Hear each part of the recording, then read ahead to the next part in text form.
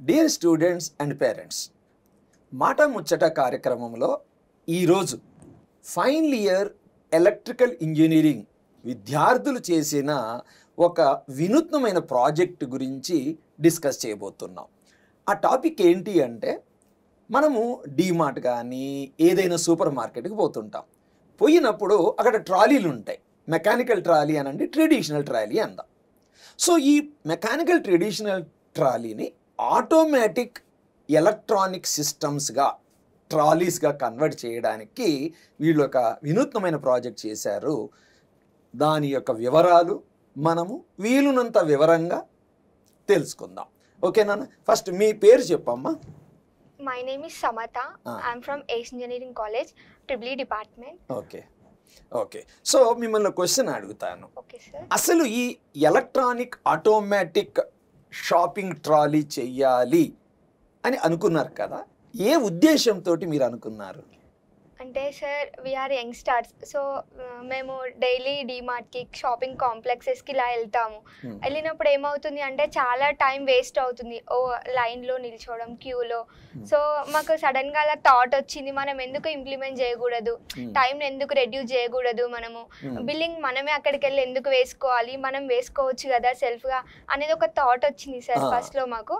So దీన్ని implement చేద్దాము, ఫర్దర్గా మనకి ఇంకేమన్నా హెల్ప్ అవుతుంది కదా ఈ షాపింగ్ ట్రాలీతోని. సో అనేసి మేము ముందు అడుగు వేసాం సార్. అంటే మీరు అనేది క్యూలను అవాయిడ్ చేయడము, సెల్ఫ్ బిల్లింగ్ కూడా. ఓకేనా? సో సెల్ఫ్ బిల్లింగ్ చేశారు, మళ్ళీ మీరే తోసుకొని పోవాలన్నా దీన్ని? No sir, automatic shopping trolley అంటే మనం డైరెక్షన్స్, కమాండ్స్ ఇస్తుంటే ట్రాలీ అనేది మూవ్ అవుతుంది సార్. అంటే by controlling the mobile, smart phone, you can use smart phone or remote sir. అమ్మ సమత, సెల్ఫ్ బిల్లింగ్ అన్నారు కదా, అంటే ఎలా చేస్తుంది అది సెల్ఫ్ బిల్లింగ్? మేము ఎల్సిడి డిస్ప్లే ప్లేస్ చేసాం సార్. సో ఐటమ్స్ అనేది ట్రాలీలో ప్లేస్ చేస్తున్నప్పుడు నెంబర్ ఆఫ్ ఐటమ్స్ ఎన్ని ప్లేస్ చేస్తుంటే అన్ని అక్కడ ఐటమ్ నంబర్స్ డిస్ప్లే అవుతుంది సార్. సో అక్కడే అమౌంట్, ఇంత అమౌంట్ అయింది పర్ ఐటమ్కి ఇంత అని టోటల్ క్యాలిక్యులేట్ చేస్తుంది. అలాగే మనం ఐటమ్స్ అనేది డైరెక్ట్గా వేయకుండా స్కాన్, క్యూఆర్ కోడ్తో స్కాన్, RFID రీడర్ ట్యాగ్స్ ఉంటుంది సార్ ప్రతి ఐటమ్కి. సో స్కాన్ చేయగానే ఐటమ్ డిస్ప్లే అవుతుంది. ఐటమ్ డిస్ప్లే అవుతుంది. సపోజ్ టోటల్ బిల్లింగ్ 1000 రూపాయలు అయింది, నా దగ్గర 800 రూపీసే ఉన్నాయి, మరి ఏం చేయాలి అప్పుడు? అక్కడ మనకి ఆప్షన్ పెట్టాం సార్ మేము, remove the items. So remove the button click చేయగానే అక్కడ LCD స్కానర్ అనేది అడుగుతుంది సార్, ఏ ఐటమ్ అనేది నీకు తీసేయాలనేసి. సో మనం మళ్ళీ ఆ ఐటమ్ ని స్కాన్ చేసేసి రిమూవ్ చేయొచ్చు సార్. అచ్చా, వెరీ గుడ్, మంచి ప్రాజెక్ట్ తల్లి. సరే, ఇప్పుడు మీరు చెప్పండి అమ్మా, ఒక టెక్నికల్ ఇంజనీరింగ్ పర్సన్గా ఒక ట్రెడిషనల్ ట్రాలీకి ఈ ఆటోమేటిక్ ఎలక్ట్రానిక్ ట్రాలీకి ఆర్కిటెక్చర్లో ఏం తేడా ఉంది? ఇక్కడ మేము ఆర్డినో, బ్లూటూత్, RFID, H-bridge ఇలా డిఫరెంట్ కాంపోనెంట్స్ యూజ్ చేసాం సార్. సో దట్ బిల్లింగ్ ఈజీగా దానికి అదే స్కాన్ చేసుకొని మనకి బ్లూటూత్ ద్వారా ఫోన్కి పంపిస్తుంది అని చెప్పేసి ఆ కాంపోనెంట్స్ కొన్ని స్పెసిఫిక్గా మేము యూజ్ చేసి బిల్డ్ చేస్తాం. అంటే ఏమేమి కాంపోనెంట్స్ వాడారు మీరు? అంటే ఎలక్ట్రానిక్ సిస్టమ్ అన్నారు, ఆటోమేటిక్ ఎలక్ట్రానిక్ సిస్టమ్ అన్నప్పుడు ఏమి కాంపోనెంట్స్ వాడారు? సపోజ్ DC మోటార్స్ వాడి ఉంటారు, దాంతో పాటు ఇంకా అమ్మ RFID యూజ్ చేసాం సార్, RFID ప్రోడక్ట్స్ ని స్కాన్ చేయడానికి అని చెప్పి. ఓకే. H-bridge ఒకటి DC మోటార్స్ కి సపోర్ట్ చేయడానికి. H-bridge, yes sir. And Bluetooth ఇచ్చాం sir, so that we can connect it to our mobile. And Arduino ఇచ్చాం సార్. ఓకే. అండ్ కొన్ని బ్యాటరీస్, LCD డిస్ప్లే కూడా యూజ్ చేసాం సార్. ఓకే. ఇప్పుడు కాలేజీలో ఈ ప్రాజెక్ట్ డెవలప్ చేయడానికి ఫిజికల్గా మీకు ఎంత టైం పట్టిందమ్మా? టైం వచ్చేసి 2 months పట్టింది సార్, అప్రాక్సిమేట్ 2 months పట్టింది.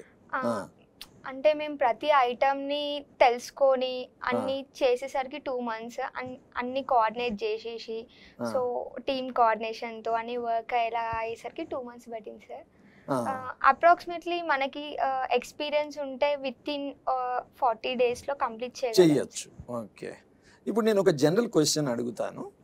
ఇప్పుడు ట్రెడిషనల్ ట్రాలీకి దీనికి, suppose traditional trolley X rupees అనుకుందాం, మనం కొన్ని ఎలక్ట్రానిక్ కాంపోనెంట్స్ వాడుతున్నాము, ఎలక్ట్రికల్ కాంపోనెంట్ DC మోటార్ కూడా వాడుతున్నారు. ఎటువంటి DC మోటార్ వాడుతున్నారమ్మా?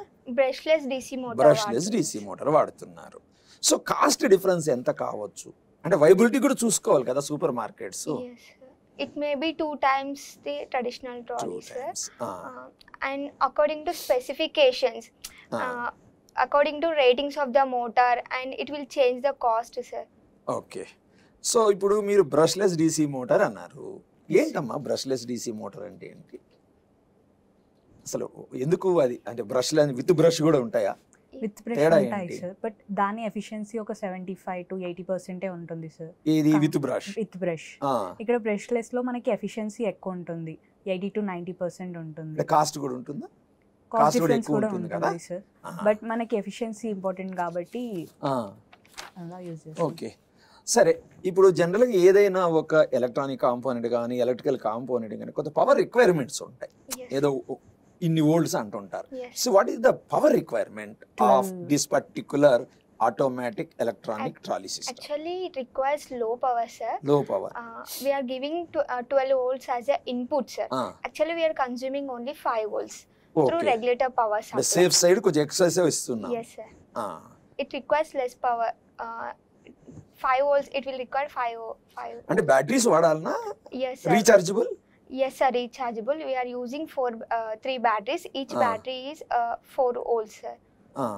సరే, ఇప్పుడు ఏదైనా ఒక ఎలక్ట్రానిక్ సిస్టమ్కి ఒక అల్గారిథం అంటే ఒక ప్రాసెస్ ఉంటుంది కదా.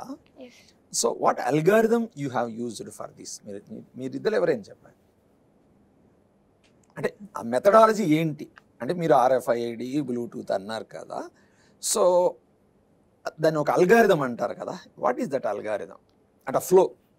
ఫస్ట్ మనం షాపింగ్ స్టార్ట్ అనగానే ట్రాలీ తీసుకుంటాం సార్. సో ఐటమ్స్ అన్ని ట్రాలీలో వేస్తున్నాం సార్. నేను 2 ఐటమ్స్ తీసుకున్నాను, ట్రాలీలో వేసాను. నా షాపింగ్ అనేది కంటిన్యూ అవుతున్నది. సో అక్కడ ఏదైనా రిమూవ్ చేయాలి అని అంటే రిమూవ్ బటన్ చేసేసి నేను ప్రోడక్ట్స్ని రిమూవ్ చేస్తున్నాను. ఆ ప్రోడక్ట్ డిజైర్డ్ కాస్ట్ మనకు అనేది ఎగ్జాక్ట్ కాస్ట్ తెలుస్తుంది సార్, మనకి అక్కడే డిస్ప్లే అవుతుంది.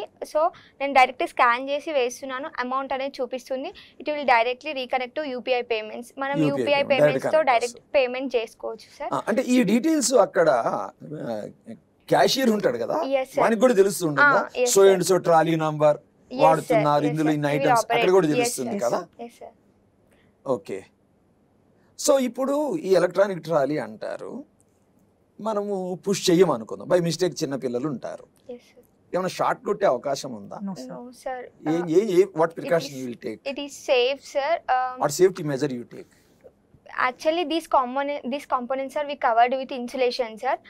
Actually, it will not appear, sir. By using insulation, it reduces the shocks. Actually, it is a smart trolley, so these working components will not appear, sir. సరే, ఇప్పుడు మనము shopping మాల్కి పోయినప్పుడు wait కూడా ఉంటుంది. Yes, sir. ఒక్కొక్కరు 20 కిలోలు 30 కిలోలు సంబంధించిన సామాన్లు కూడా తీసుకెళ్తారు. Yes, sir. సో ట్రాలీ కూడా ఇంత వెయిట్ అని కెపాసిటీ కూడా డిసైడ్ చేయొచ్చా? అంటే మీరు వాడే ఎలక్ట్రానిక్ డివైజెస్ కి ఏమైనా లిమిట్ ఉందా? Yes, sir. Ratings, according to ratings, 5 kgs for this trolley, 10 kgs for this trolley. Trolleys కూడా డిఫరెంట్ ఉంటాయి. డిఫరెంట్ చేంజ్ చేసుకోవచ్చు సార్. అంటే అకార్డింగ్ ఇప్పుడు 3 kgs మీన్స్ మోటార్ అనేది particular specifications 3 HP 4 HP Motors అలా రేటింగ్స్ వెయిట్ ను బట్టి మీరు లోడ్ బట్టి మోటార్స్ కూడా మారుస్తారు. yes sir. మీరు ఏదైనా టెస్టింగ్ చేశారు కదా ల్యాబ్ లోనే, are you satisfied? yes sir. వీటిని ప్రోటోటైప్ గా డెవలప్ చేయొచ్చా? అంటే ప్రోటోటైప్ అంటే నిజంగానే చేసి whether our ACE engineering college can enter into a commercial yes sir enter. We can use sir. Are you confident? yes sir. ఇండియాలో ఎక్కడన్నా ఇప్పుడు మీరు చెప్తున్న ఇండియా గానీ వరల్డ్ వైడ్ గానీ ఎక్కడన్నా వాడుతున్నట్టు మీకు ఏమన్నా ఐడియా? ఇండియాలో it's not implemented sir. Just in airports they launched just direction but in specially we implemented self billing అనేది లేదు సార్ ఇంకా ఎయిర్పోర్ట్స్ లో, డైరెక్షన్స్ సెల్ఫ్ బిల్లింగ్ లేదు.